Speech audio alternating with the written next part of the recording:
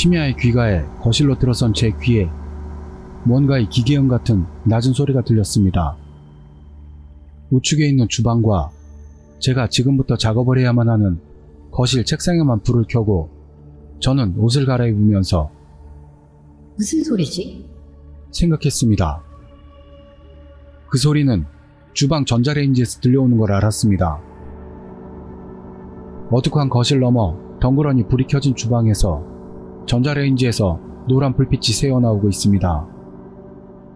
뭐라? 이상하네. 엄마가 깨 있는 건가? 라고도 순간 생각했습니다. 그러나 시간은 이미 새벽 2시를 넘고 있었습니다. 엄마도 애들도 깨어있을 리가 없습니다. 전자레인지를 이 시간에 사용한다는 것은 이 집에선 저 정도 말고는 없습니다. 그런데도 한밤중에 깬 엄마가 코코아 같은 뭔가라도 데우고 있고 그 사이 화장실에 갔을지도 모른다고 아무 생각 없이 주방 쪽을 향해 저는 걸어갑니다. 그런데 전자레인지 안에는 머그컵보다 훨씬 큰 물건이 들어있는 게 눈에 들어옵니다. 그것은 얼굴이었습니다. 전자레인지 문 너머에서 희미한 주황색 불빛에 비친 중년 남성의 얼굴. 그것은 입가에 깊은 주름을 새긴 약간 살이 늘어진 인상의 중년. 아니, 그렇다기보다는 초로의 남성이랄까요. 그런 얼굴이었습니다. 꼭 자는 것처럼 눈을 감고 있었습니다. 너무나도 영문을 모를 사태에 어안이 벙벙해 있자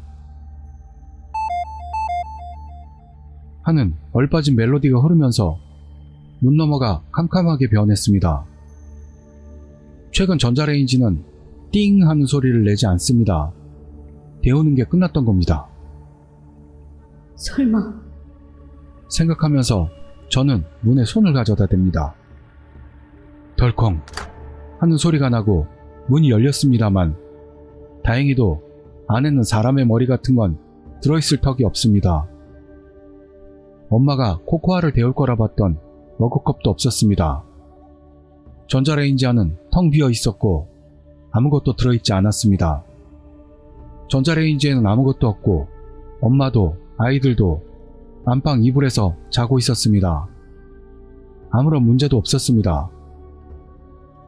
전자레인지가 돌고 있던 것은 기분 탓으로 안에서 남자 얼굴이 보였던 것도 기분 탓. 그날 밤 일은 그렇게 생각하기로 했습니다. 저는 분명 일에 지쳐 있었던 것일 거라고 말입니다. 냉장고에는 저를 위한 식사가 들어있었습니다만 역시나 섬뜩해서 지금의 이 전자레인지를 사용해 식사를 데울 생각은 들지 않았습니다. 저는 잠옷으로 갈아입고 이를 닫고 곧바로 잠자리에 들기로 했습니다. 전자레인지는 엄마가 어제인지 그저께인지 근방에 대형 헌책방에서 사온 중고품입니다. 최근에 헌책방에는 헌옷이나 스키, 가전제품 등 모든 게 다 있습니다. 7, 8년 정도를 사용해왔던 전자레인지가 일전에 마침내 고장을 일으키고 말아 엄마가 근처 헌책방에서 딱 맞게 사왔던 겁니다. 전에 쓰던 전자레인지는 본체가 흰색이라 얼룩등이 눈에 띄었습니다만 이번에 사온 건 지금까지 쓰던 것보다 한층 더 크고 검은색의 본체였습니다. 버튼 조작 하나로 다양한 요리를 할 수 있는 그런 종류였습니다. 중고라고는 생각할 수 없을 정도로 신제품만큼이나 깨끗하게 보였습니다. 다음날 아침 눈을 떴을 때는 지난밤 일은 까마득하게 잊고 있었습니다. 저는 졸린 눈을 비비면서 아침 일찍 엄마가 내려준 커피가 완전히 식은 것을 전자레인지에 다시 데웁니다. 따뜻하게 데우면서 지난밤의 얼굴 일을 떠올렸습니다. 그러자 안 좋은 예감이 들었습니다. 저는 조금 망설이다가 조심조심 전자레인지 안을 들여다봅니다. 얼굴 같은 건 없었습니다. 당연하겠죠. 전부 기분 탓. 전부 저의 꿈이었기 때문이니까요. 저는 커피를 꺼내려고 문을 열었습니다. 목 안에서 발작적으로 으아! 하는 이상한 소리가 났습니다. 놀란 엄마가 뭐야? 왜 그래? 하고 황급히 제 쪽으로 왔습니다. 전자레인지 안에는 그저 저의 커다란 머그컵에 담겨있는 커피가 있을 뿐이었습니다.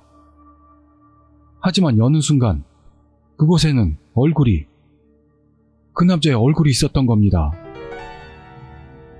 트레이 위에 비스듬히 놓인 살짝 창백한 남자의 얼굴이 말입니다.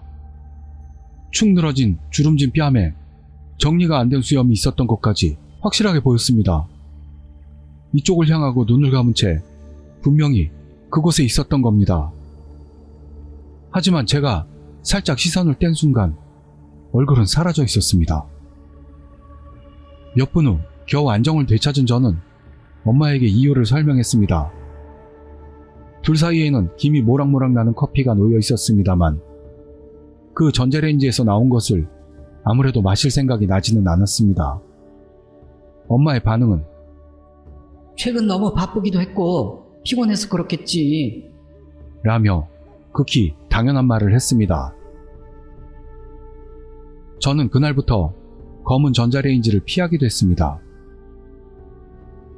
일을 쉬는 날에는 돌아가는 전자레인지가 시야에 들어옵니다만 안쪽은 절대 들여다보지 않도록 했습니다. 그렇습니다. 저는 분명 지쳐있는 겁니다. 제가 신경 쓰지만 않는다면 그대로 끝날 이야기가 되겠지요. 그렇게 생각하기로 했습니다. 그러나 이변은 곧 전자레인지 말고 다른 곳으로 옮겨붙고 말았습니다. 얼굴이 전자레인지 말고도 다른 곳에서도 보이게 된 것입니다. 그것은 집안 곳곳에서 제 시야에 들어오게 되었습니다. 처음에는 잡동사니들이 들어있는 짐들 속에 섞여 있는 게 순간 보이기도 하고 시야 끝에 들어오는 걸 느낄 정도였습니다. 시야에 들어와 놀라서 돌아보면 그때는 이미 사라진 상태였습니다. 그러나 한 번은 욕조의 뚜껑을 열었을 때 물속에 떠 있었습니다. 기묘하게도 꼭 귤 같은 게 둥둥 떠 있는 것 같았습니다. 눈을 감고 떠 있는 흰털이 섞인 정리되지 않은 수염이 있는 머리. 그게 흔들리면서 욕조에 있는 것을 보고 저는 비명을 지르면서 욕실을 뛰쳐나왔습니다.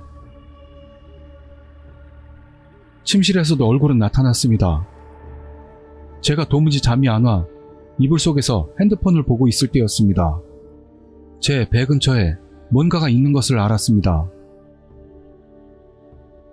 아직 유치원에 다니고 있는 응석바지 둘째 딸이 추워서 내 이불 속으로 파고든 건가 하고 생각하면서 머리를 쓰다듬으려 했습니다.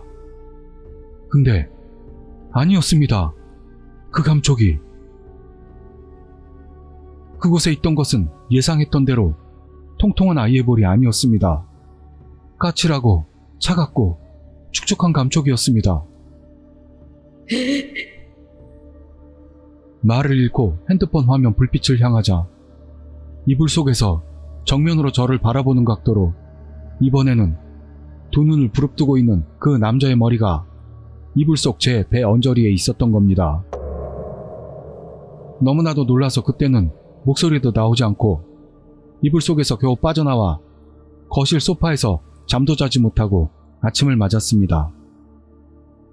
흔히 인터넷의 무서운 이야기에서 귀신 같은 것이 나왔을 때 공포에 질린 나머지 이불을 머리까지 뒤집어 쓰고 아침까지 벌벌 떨고 있는 장면이 자주 있습니다. 그러나 이 머리는 내게 그 마지막 도망갈 곳조차 허락하지 않았습니다.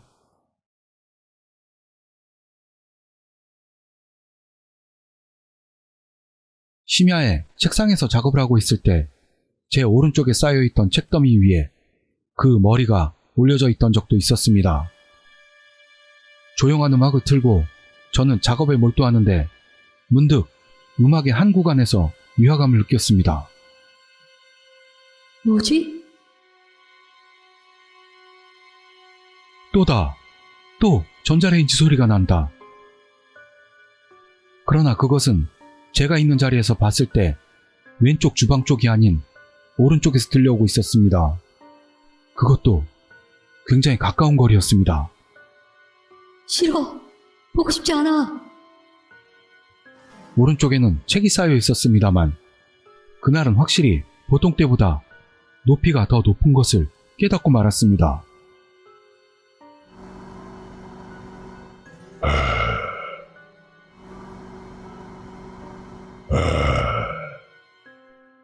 오른쪽에서 들려오는 전자레인지의 소리가 분명히 숨을 쉬고 있었습니다.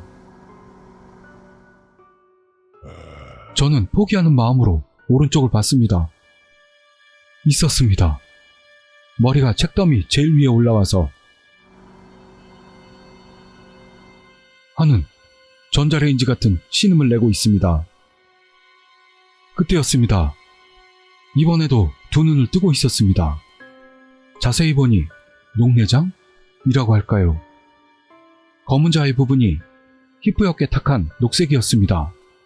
그 탁한 듯 묘한색의 눈동자는 다행히도 제 눈과 마주치지는 않았습니다만 그게 정색을 한 채 두 눈을 부릅뜨고 입을 열더니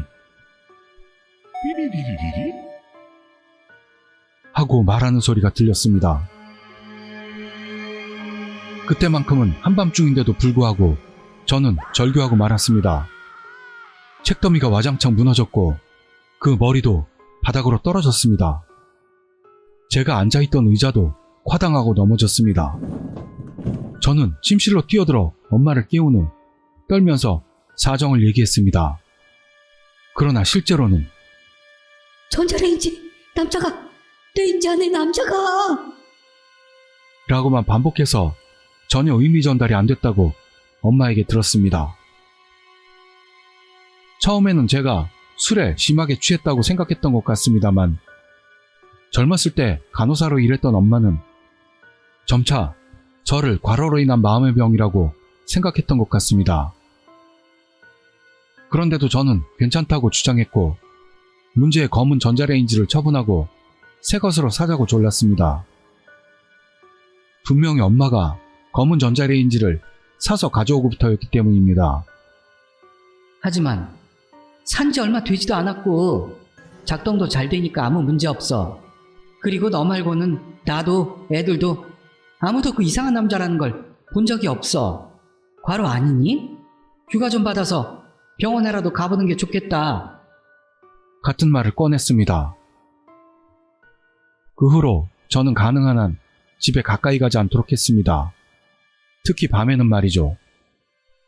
너무 춥지 않은 이상은 기본적으로 집 주차장에 차 안에서 잠을 자고 목욕은 욕조를 쓰지 않고 샤워만 하게 됐습니다. 지금까지 심야에 집에서 하던 일은 모두 24시간 영업하는 콘센트를 쓸 수 있는 패스트푸드점에서 하게 되었습니다. 제 모습을 보다 못한 엄마가 드디어 이건 보통 일이 아니다 싶었는지 드디어 단념하고 그 전자레인지를 얼마 전 처분해 주었습니다. 저는 겨우 해방되었던 것입니다. 평소의 생활로 돌아간 것으로 생각했습니다. 하지만 최근 저에게는 새로운 고민이 생겼습니다. 동료들이 저를 분명히 피하게 된 것입니다. 최근 큰 실수로 주위에 민폐를 끼친 적도 없어서 처음에는 그 전자레인지의 남자 사건으로 스트레스를 너무 받아 저 스스로가 뭔가 누군가의 기분을 상하게 하는 언덩이라도 해버린 것은 아닐까 생각했습니다. 하지만 저로서는 평소처럼 일을 했기 때문에 전혀 짚히는 부분이 없었습니다. 그래서 같은 부서에 있는 동년배 직원에게 과감히 물어보았습니다. 그것은 전혀 예상도 못한 내용이었습니다. 이터 씨, 최근 어떻게 된 거야? 이상해. 뭐가? 계속 중얼거리고 있잖아. 하면서 일할 때도 화장실에 가서도. 뭐? 뭐야? 모르고 있었어? 계속 중얼거리고 있어. 계속해서 하면서 전부터 그런 버릇이 있었나? 그리고 최근엔 말이야, 뭔가 이상한 콧노래 같은 걸 부를 때도 있어. 콧노래? 뭐랄까? 삐로리로리? 삐리리리리? 같은. 얼마 전에 화장실 칸 안에서도 그랬어. 그건 뭐야? 전자레인지 소리도 아니고. 전자레인지는 이제 집에 없는데. 짐 작가는 전자레인지는 이미 없앴는데 저는 이 이상 어떻게 해야 할까요?